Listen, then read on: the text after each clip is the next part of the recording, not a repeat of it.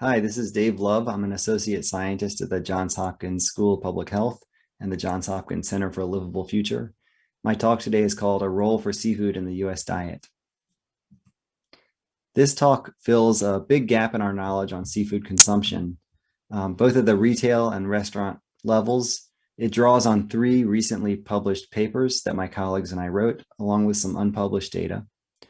And we'll cover 3 questions. First, what do we know about the American diet that includes seafood?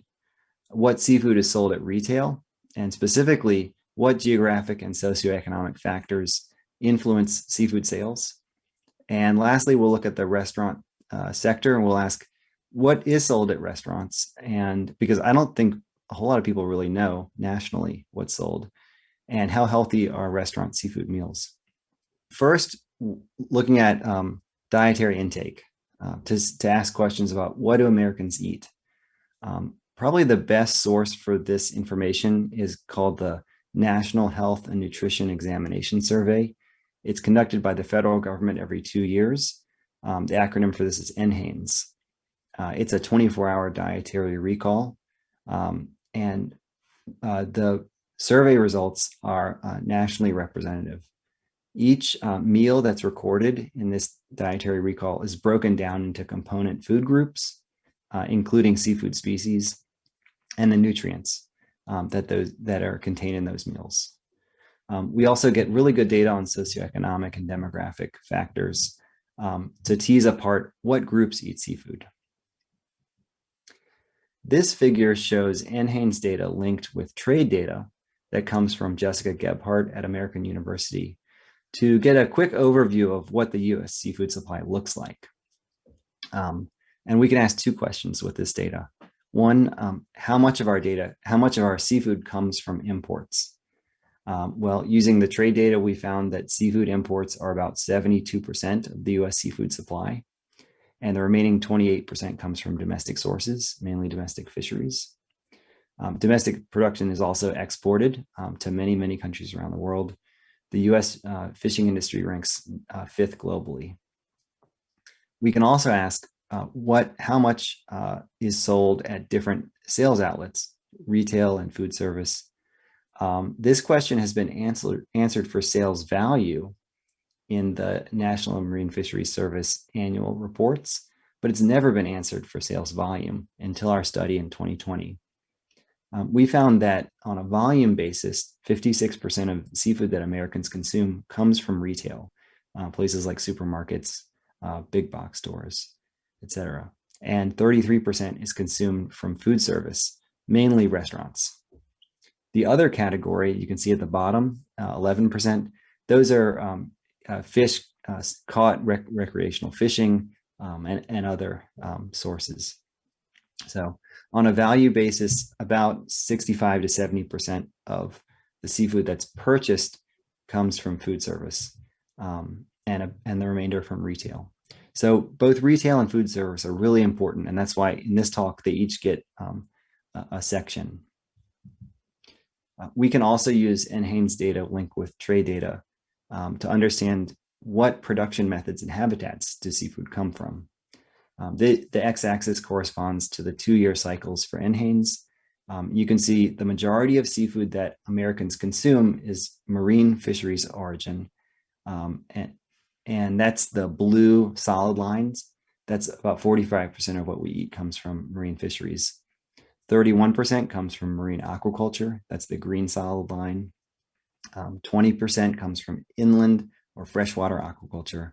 And a very small amount, about 4%, comes from inland fisheries. You can see some trends over time, some ups and downs in this graph.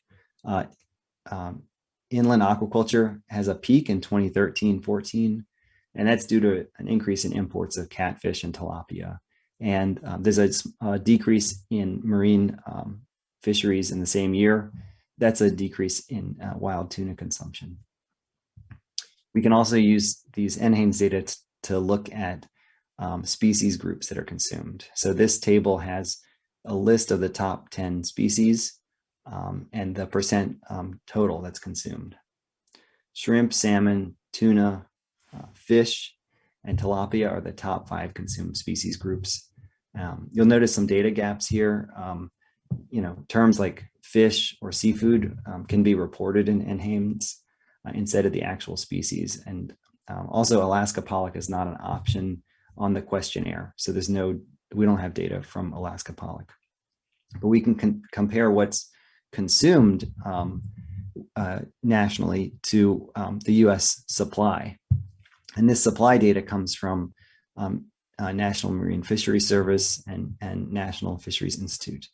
And you can see a very similar rank order between what's consumed in the US and the supply of seafood.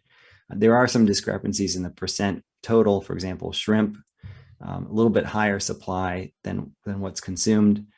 I'm not really sure why, except that these are different data sets. They're both nationally representative, however. But generally the rank order is about the same. Dinner happens to be the most popular meal for seafood. 62% of seafood by weight is eaten at dinner. Dinner also has the largest portion sizes, and most seafood dinners are eaten at home. That means the food is purchased at retail and brought home and cooked at home. 29% of seafood is consumed at lunch, which is most often eaten away from home at places like restaurants. And you'll see lunches have smaller portion sizes, as do breakfasts. And this is important to understand sort of the food environment and where people get their food from and how much seafood they eat when they do eat it. We can also look at demographics and socioeconomic factors that affect seafood consumption. So this is a list of the different factors that have come up in different studies. Age is important. Middle-aged Americans eat the most seafood per day. Men typically eat more than women. Asian Americans eat more than other race and ethnicity groups, followed by African Americans. Higher income and higher education are also associated with eating more seafood. It also matters where you live in the country. Populations closer to the coast eat more, and so do populations in the west and northeast regions of the country eat more seafood than the Midwest and South. We can map some of these things by looking at dietary intake hotspots and show that the distribution, this is the amount per capita multiplied by the intake. So this is really weighted to population centers. And the important thing to get out of this slide is that both coastlines are important, but also inland cities are also important. Places like Denver, Colorado, or Las Vegas, Nevada. So these have a lot of pull in terms of seafood distribution. As you remember from the opening slides, retail is the most important outlet for seafood sales by volume. And we wanted to know what seafood is sold at retail. What are the geographic and socioeconomic factors that influence seafood sales? And we used Nielsen scanner data to do that. It's nationally representative. It also has specific sales within 31 states that Nielsen collects data. We've got data breakouts for fresh, frozen, and canned seafood that I'll report on. So we wanted to know what species are sold and where. And this looks at fresh seafood sales. Just to orient you to this plot, it's a heat map. The lighter colors indicate a larger share of sales. Each column is a state, and it sums to 100%. And this is for species sold fresh at 31 states with Nielsen data. You can see that sales are focused on just a few species: salmon, shrimp, crab, tilapia, and catfish really dominate sales. If you look across rows, you see a lot of variation in color. This means that species popular in one state may not be popular in another state. And there are also some regional specialties. For example, crawfish in Louisiana, herring in Minnesota, cod and lobster in New England. So the fresh market has a lot of variability, state to state, but not a lot of diversity in terms of species sold. Next is the same plot for frozen seafood sales. Frozen sales are dominated by shrimp and a little bit of tilapia and salmon. There's not much variation across states in frozen seafood sales. And this is a plot for shelf-stable products. This is primarily canned goods. Again, there's not much variation. 80% of shelf-stable sales are canned tuna, followed by canned salmon. And the hot spots, areas where canned products are most popular, are in parts of the South. But outside of that, there's not a whole lot of variation state to state in what people prefer. We can also look at seasonality in sales. Understanding seasonality is very important for marketing and promotions, and also important for health interventions. So these radar plots show sales by month, and the sales are scaled from 0 to 1. We plot both fresh and frozen forms, their sales volume on top, and the unit prices on the bottom. You can see from these plots that winter, mainly around December, January, and Lent during March are the peak periods for fresh and frozen sales.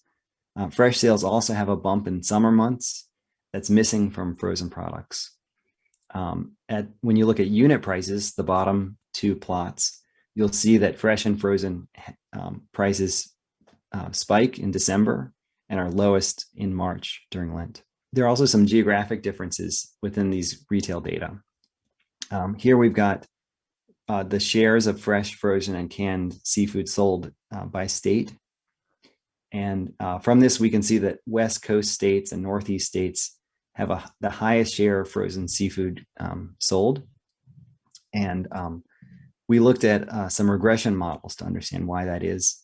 And if you look at income and percent urban population, you find that states with higher incomes and greater share of urban populations consume a larger proportion of fresh seafood. States with lower incomes and lower percent urban populations consume a larger share of frozen seafood.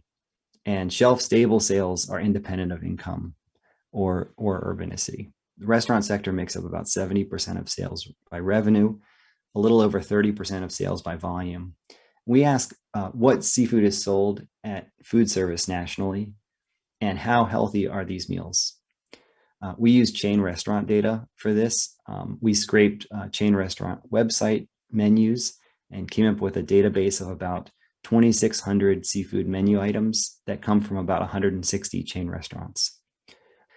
First, we can use our data to look at what types of meals include seafood for each of the different chains. And we can see things like, for example, fast casual restaurants serve a lot of small dishes with seafood. And these would be like tacos, sushi, small plates.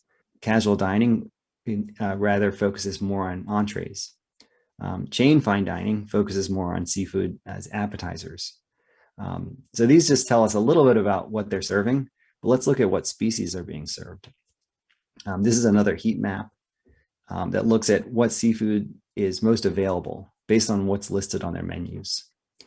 You can see up top that shrimp is the most popular, most commonly listed seafood on chain restaurant menus. There's some differences by type of chain. For example, chain fine dining features lobster and crab more often. Casual dining and fine dining really avoid canned tuna. That's interesting. Salmon is very popular at fast casual and casual dining, which is sort of a split from quick service. So looking at nutrients on chain menus, this is a plot of protein in seafood meals. So you can see on the y-axis the amount of protein per dish. The red bar is the mean.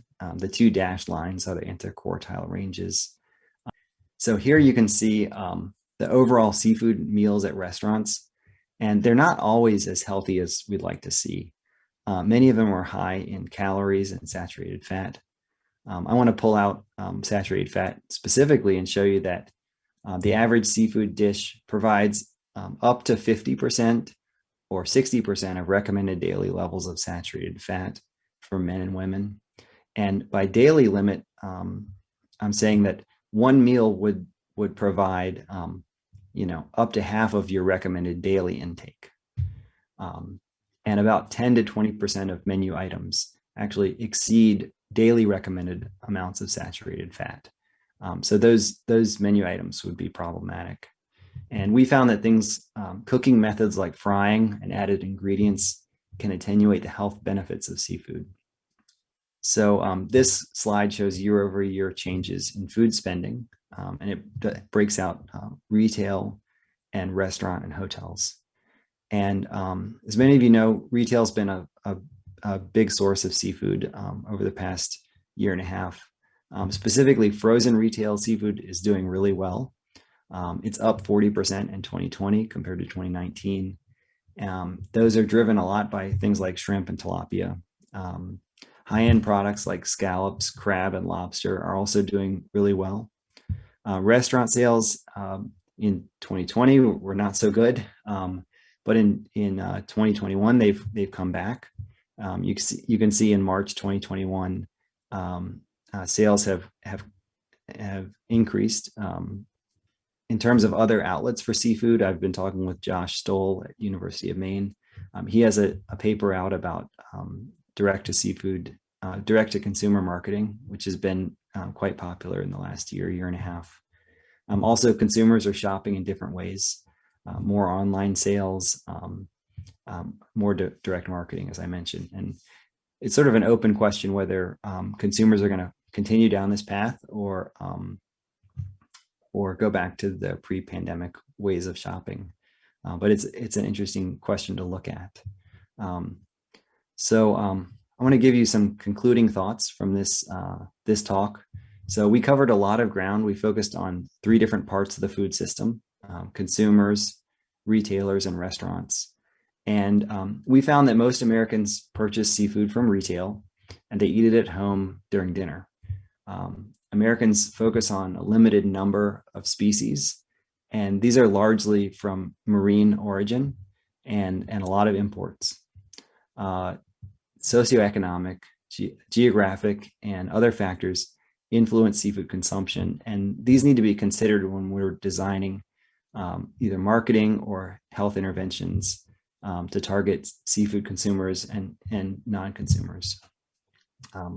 Lastly, when we looked at restaurant menus, we found a lot of menu items that were too high in calories, too high in saturated fat and sodium. So we're recommending that these items be reformulated to make them healthier and more nutritious. So those are my final thoughts. Thank you so much for listening to this talk.